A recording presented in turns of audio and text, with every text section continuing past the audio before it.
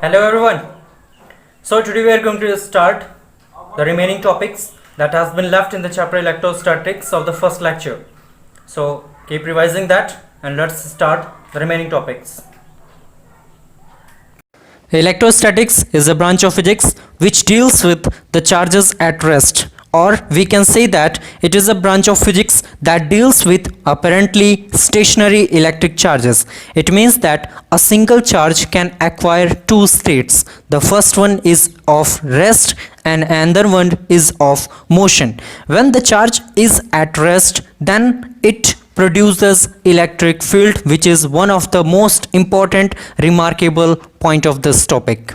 We have some daily life examples of electrostatics: bouncing balloon, bubble car, attracting straws, repelling water, thundering, and the paper which is being attracted toward the comb.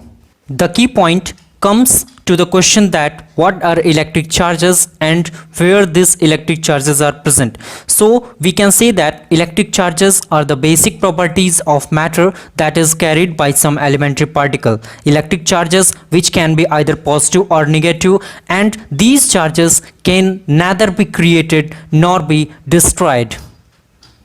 The basic properties of electric charge is that if the size of charged body is so small, we can say that it is a point charge, and the properties are as follow.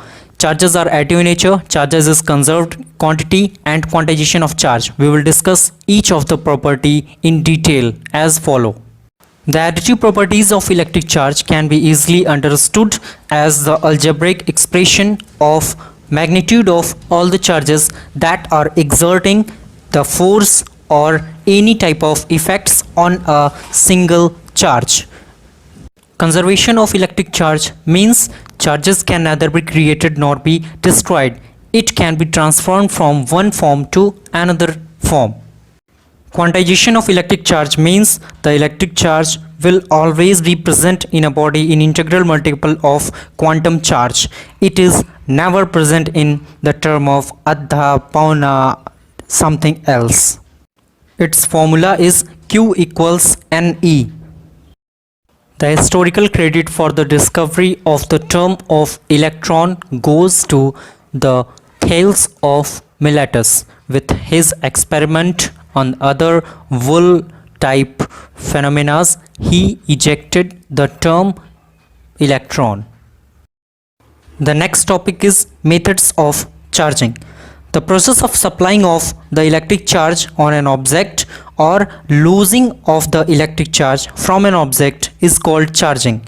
An uncharged object can be charged by different ways.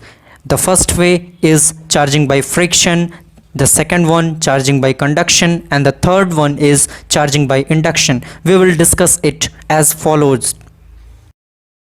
Charging by friction can be easily understood by an experiment in which you rub a comb in your dry hair and just bring that in the front of the pieces of papers. The papers are sticked together. This is due to the charging by friction. Induction means adopting the charge. In the process of charging by induction, an uncharged body adopts some charge by experiencing induction from a charged body. In the same way as you are going to adopt some good manners or habit from a good student or a good personality by the indication of your father. Charging by conduction is a phenomena in which an uncharged conductor is charged by a charged conductor, means by the direct contact of a charged conductor by an uncharged conductor is known as charging by conduction, and the uncharged conductor is charged. Our next topic is earthing or grounding. It is one of the most common application of our daily life. When we bring a charged body in contact with the earth, all the excess charge of the body disappears. It is known as grounding or earthing. Means all the charged particles are being transferred to the ground and we are being saved. Now we are going to study about an electroscope. It is a simple device which is used to detect the charge on a body. If a charged body is brought near the brass disc of this electroscope, then the gold leaves are diverged. the diversion of gold leaves indicate the presence of charge on the body. Now we are going to introduce the fundamental law of electric charge. By this fundamental law of electric charge, you can see that like charges will always repel each other and unlike charges will always attract each other. Based on this fundamental law, there is one more law, which is Coulomb's law. This Coulomb's law indicates you or tell you the magnitude of the force of attraction or repulsion between the two or more charges. The Coulomb's law states that the magnitude of attraction or repulsion between two electric charges is directly proportional to the product of the magnitude of either charges and is inversely proportional to the square of the distance between them. Mathematically, you can say that F equals Ke into Q1 Q2 upon R square, where Fe is the force, Ke is the Coulomb's constant, Q1 and Q2 are the signed magnitudes of the charge, and R is the distance between these two charges. The value of K is 1 upon 4 pi epsilon naught, and the numerical value of K is 9 into 10 to the power 9 Newton meter square per Coulomb square, where epsilon naught is the permittivity of free space and it is equal to 8.85 into 10 to the power minus 12. Every charge around it has some imaginary space under which electrostatic force or electric force is experienced. This can be termed as electric field. Electric field is an imaginary space under which electrostatic force is observed or experienced. The intensity or magnitude of electric field can be obtained by the formula E equals F upon Q, and we can have one more formula by putting the value of F from the Coulomb's law in the equation. First, we can have E equals 1 upon 4 pi epsilon naught into Q upon R square. The term electric field can be understood simply by an example of your father. The reason where your father is there, you will not go because there is an influence of your father. In the same way, an electric charge also have some reason, also have some imaginary space under which it has some influence of electrostatic force. The next topic is electric field lines. Every electric charge have some electric field, and every electric field is composed of electric field lines. Every charge has electric field lines. The properties of those electric field lines or electric lines of force are that they always originate from a positive charge and terminate on a negative charge. They leave or enter a conducting surface at right angle of it. They never intersect each other or they never cross each other.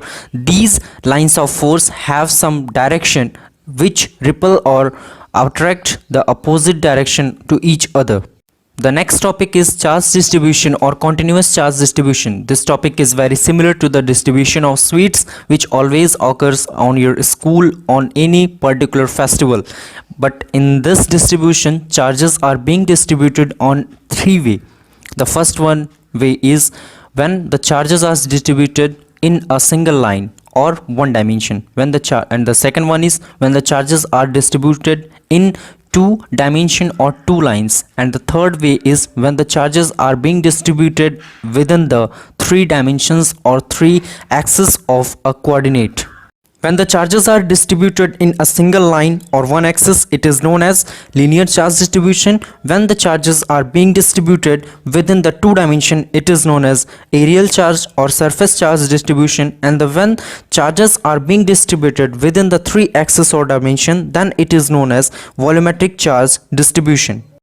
Linear charge density or distribution is denoted by lambda, surface charge distribution is denoted by sigma, and volumetric charge distribution or density is denoted by rho.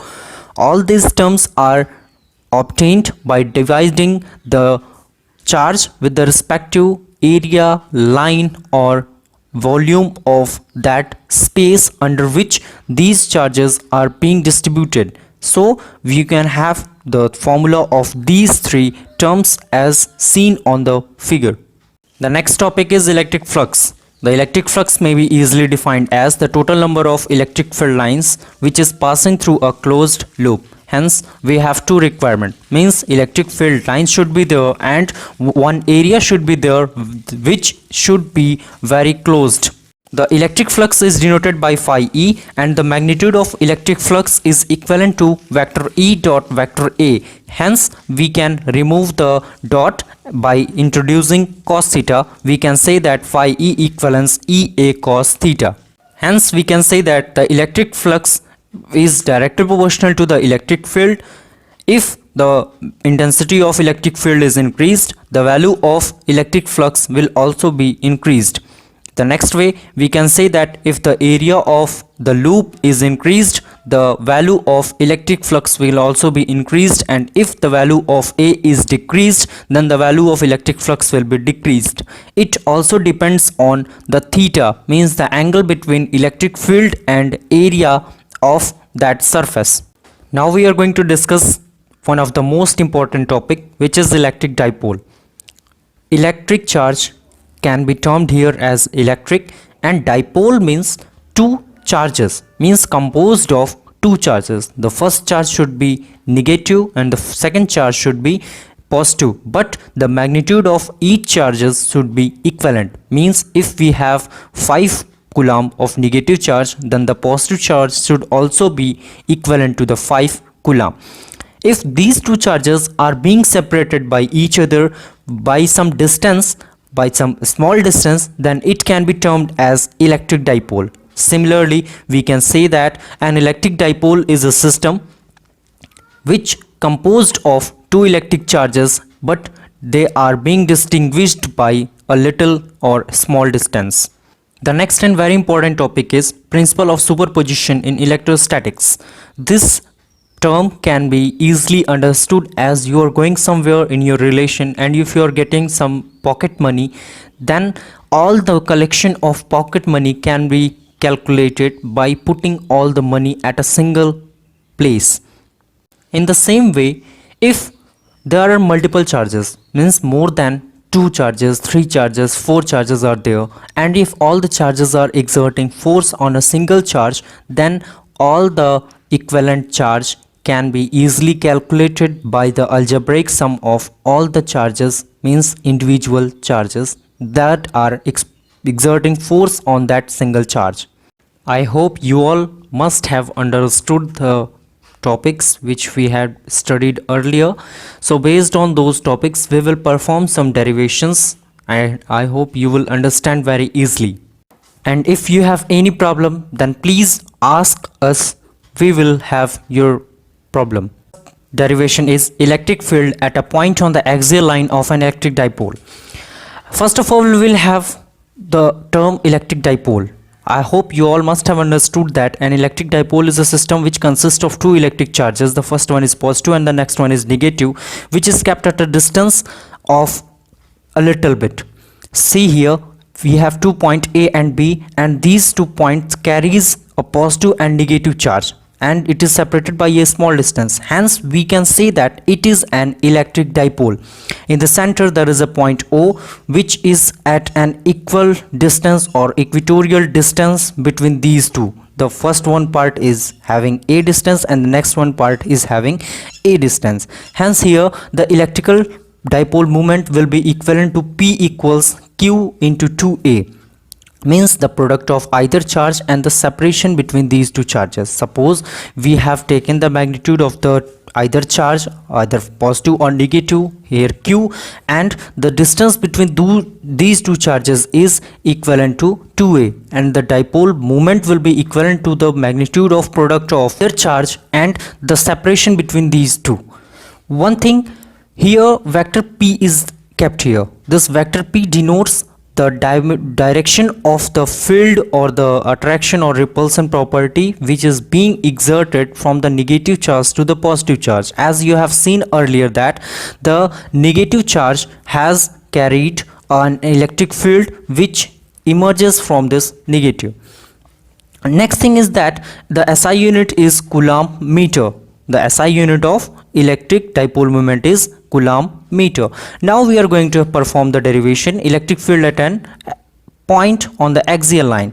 We have to find the electric field intensity at a point capital P on the axial line of the dipole distance small r from the midpoint of the dipole. See here we have kept a point P which is small r distance from the point O. The point O is in the mid of the electric dipole. Here vector P denotes the dipole moment. Next thing is that if we are going to perform a derivation, we will have to notice that the language is very compulsory. See here we have kept 2 point, and one thing you should know that the positive charge has electric field lines that is emerged out. So the positive charge is there, and the positive charge will bring out its electric field lines towards outward direction. Here the positive charge is emerging the electrical field lines. Now you would have understood that the point P is kept at a small distance from this O. Electric field at point due to the charge plus Q at point A means we are going to have the electric field at point P due to the point A. Here it will be equivalent to 1 upon 4 pi epsilon naught into Q upon PA square minus A. Here PA is the distance between point P and point A. So this distance can be easily understood by R plus A. See here the distance between point AO is a small a and the distance between OP is small r. So we can generate a new expression with the help of this r plus a, and the new expression can be termed here as E equals 1 upon 4 pi epsilon naught into Q upon r plus a whole square. Here minus p is kept. Minus p is the dipole moment which is being generated. Now if we have point P which is at a distance of r plus a from this point A, in the same way similarly electric field at point P due to the minus Q charge at B means we are going to calculate the magnitude of electric field at point P due to the charge which is kept at the point B. Here you can see that the electric field lines of negative charge is inward direction, so we can say that the dipole moment will be also inward for this one. At point B the electric field will be equivalent to 1 upon 4 pi epsilon naught into Q upon BP whole square. In bracket here vector P is kept, means unit vector P is kept, so it will indicate only the dipole moment. Here you can see that PB is equivalent to PO minus OB. You can see here that the value or the distance between PB is equivalent to PO minus OB. So we can generate one more equation with the help of this, that vector E equivalent 1 upon 4 pi epsilon naught into Q upon PO minus OB whole square. Means putting the value of PB from the above equation, we can keep here that vector E is equivalent to 1 upon 4 pi epsilon naught into Q upon PO minus OB whole square. Now if the magnitude of electric field due to positive charges outward direction and the electric field intensity due to negative charges inward direction, so overall electric field will be how much? If I am going to ask a question that what will be the overall magnitude of the electric field at point P, then what you will say? You can easily express that the positive charge will have its electric field towards outward direction and the negative charge will have its electric field line towards inward direction, and this vector P is denoting the dipole moment. Hence you can say that the distance from P to O is a small r, and therefore you will generate some equations. What will be these equations? So with the help of these two we can say that electric field at point P will be equivalent to the algebraic sum of these two electric field lines or electric field intensities. Hence the total electric field at point P will be equivalent to vector E is equal to E due to plus charge and E due to negative charge. But you can say that the value of E due to plus and E due to minus is how much? 1 upon 4 pi epsilon into Q upon R plus A square plus 1 upon 4 pi epsilon into Q upon R minus A square. We have taken these two equations from the previous derivations.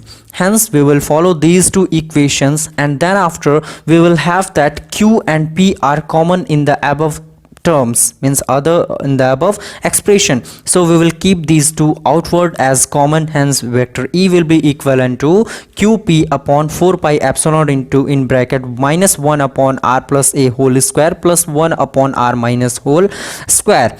Here we will have the next two expressions. Then after you can say that qp upon 4 pi epsilon in bracket 1 upon r minus a whole square plus minus 1 upon r plus a whole square will be equivalent to, after following these two you can easily calculate or you can easily check out this step by having the LCM or SCF of the equation above.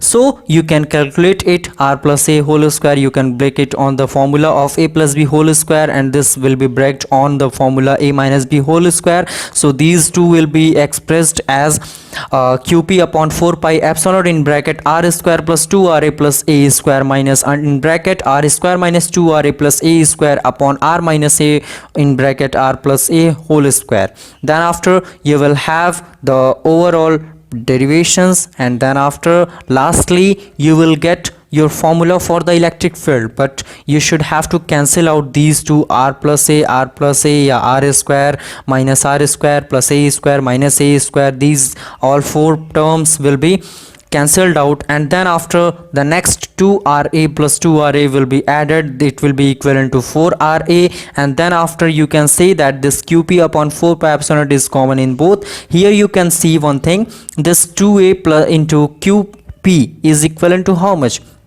It was your dipole moment. It was your dipole moment. So you will keep it out as p, and then after you will see in the below that r square minus a square whole square. You have seen here, see 2aq is equivalent to vector p, means either product of charge and the separation between these two is equivalent to dipole moment. Finally you can see here that if r square is very greater than a square, if the distance between P and O is very greater than the distance between O and B, so you can keep the value of R and this A square will be terminated. This value of A square will be terminated. Why? Because the distance r square is very greater than a square. Finally you will have the last expression as vector E is equivalent to 2p upon 4 pi epsilon r cube, and in bracket this vector p is your dipole moment. Here vector p is your dipole moment. So we can say that electric field is in the direction of electric dipole moment. Here we can say that electric field is in the direction of electric dipole moment. Finally, if you have a dipole and dipole moment is vector p, and at a distance point p is kept, then the overall expression for your electric field will be equivalent to the either sum of the, means algebraic sum of the vector E due to positive charge and vector E due to negative charge. Hence finally you will have your last expression as vector E equivalent E due to positive charge and E due to negative charge. So your last formula will be equivalent to the algebraic sum of vector E due to negative charge and vector E due to positive charge, but you have calculated through the derivation that vector E will be equivalent to 2p upon 4 pi epsilon into r cube. Our next derivation is electric field at a point P on equatorial line. Suppose we have an electric dipole which is composed of plus charge and minus charge, and if there is a point capital O at the center of this electric dipole, and if you are going to have a perpendicular line on this dipole, then this perpendicular line will be at equatorial point on each other. Once again we are going to define the electric dipole, that electric dipole is a system which consists of two charges. The first one is positive and the second one is negative, and there is a small distance of separation between these two charges. The distance between these two we have calculated as 2a, means if we will divide it into two halves, then each portion from the middle of this dipole will be small a and small a. See here we have marked the point capital O in the mid of this electric dipole, and the distance between A to O is small a and small O O to capital B is small a, means these two distances are equal. We have already described about electric dipole moment, that it is denoted by vector P, and the magnitude of electric dipole moment is equivalent to the product of magnitude of either charges and the distance between these two, means the separation of distance between these 2 points. In the next thing is that if we have considered an electric dipole, then each charges will comprise some electrical field. Each dipole will comprise some electrical field, and each electrical field will have some electric field lines around it.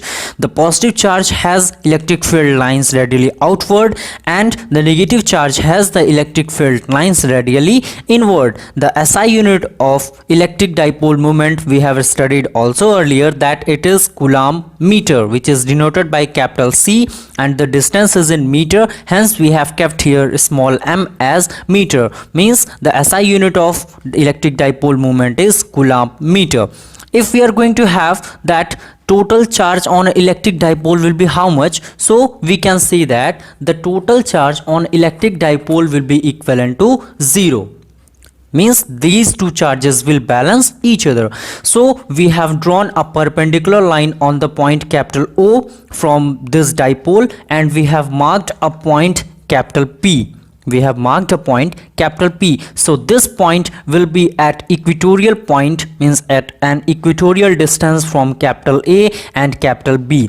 Suppose we have marked the distance small r from O to P, means the distance from the dipole to this point is small r, and if we are going to have a hypotenuse from this capital A and capital B, then this hypotenuse will indicate the distance between A and P or B and P. Once again, I'm going to revise that. If you're going to have a hypotenuse from this A to P and from this B to P, then these two hypotenuse will indicate the distance between A to P and B to P. So by using Pythagoras theorem, you can have the distance between this A and P. You have already known that the distance from A to O is how much?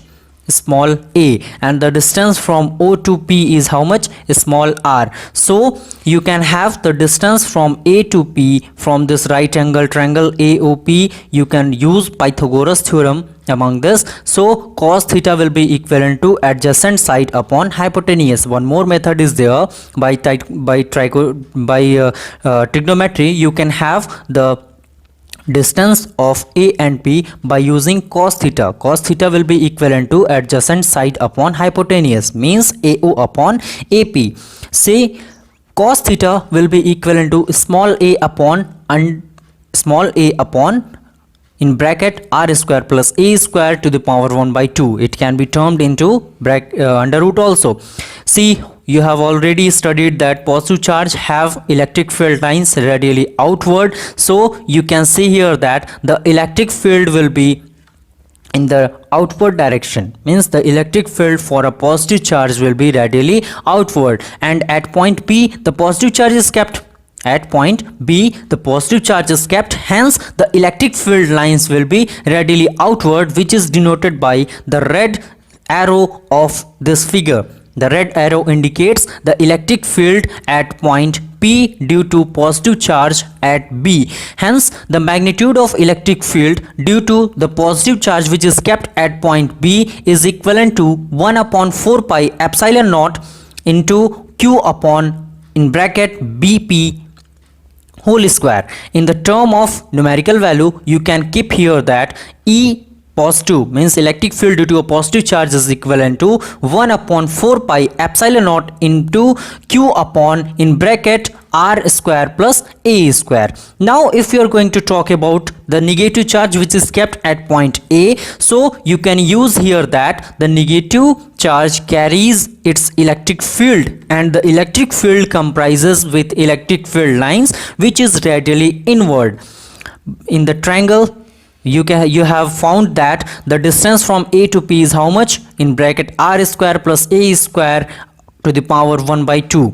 So this blue line will indicate you the direction of electric field lines which is radially inward to the point charge, negative charge. For this, you can also see here that the negative charge will have some electric field intensity, which is given by 1 upon 4 pi epsilon naught into q upon AP whole square. And in the similar way, you can say that the negative charge will be also equivalent to it will have its electric field intensity 1 upon 4 pi epsilon naught into q upon r square plus a square to the power 1 by 2. You have seen that the positive charge have electric field lines radially outward and the negative charge has its electric field line radially inward, but these two lines can be resolved in the form of a parallelogram. By splitting this, you can say that the positive charge means positive charge electric field can be split into two component, E plus cos theta, yeah, E positive cos theta and E positive sin theta. Means we have splitted the electric field for the positive charge into two components. The first one is E positive cos theta and the second one is E positive sin theta. In the similar way, you can divide this positive electric field intensity for this negative charge in the term of E minus cos theta or E minus sin theta. In the similar way, you can divide it into, or you can split this into two component, E negative cos theta and E negative sin theta. So apart from this, you can see that all the two electric fields can be resolved. See here, E positive sin theta and E negative sin theta, these two will balance each other. These two will balance each other, means the E positive sin theta and E negative sin theta component cancel with each other, and because they have opposite charges and their magnitudes are equal, only the E positive cos theta and E negative cos theta are added together to find the resultant of this electric field.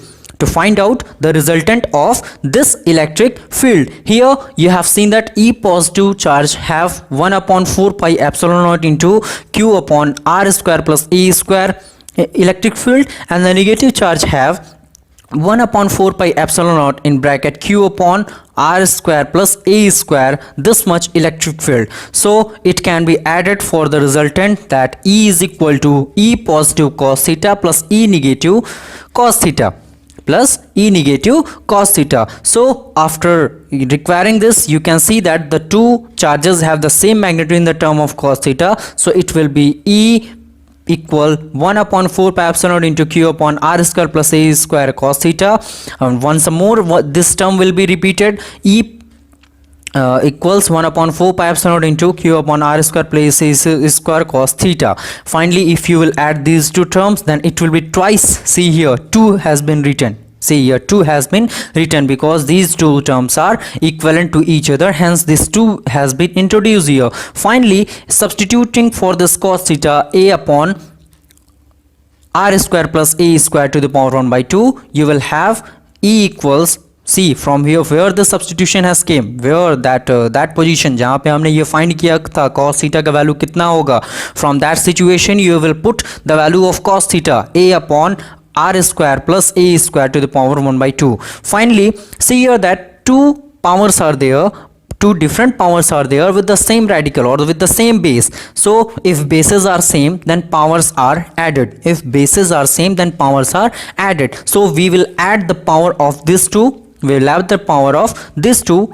It will be equivalent to in bracket r square plus a square in bracket closed 1 plus 1 by 2. Finally, it will be equivalent to 3 by 2, means E equals 1 upon 4 pi epsilon into q into 2a upon r square plus a square to the power 3 by 2.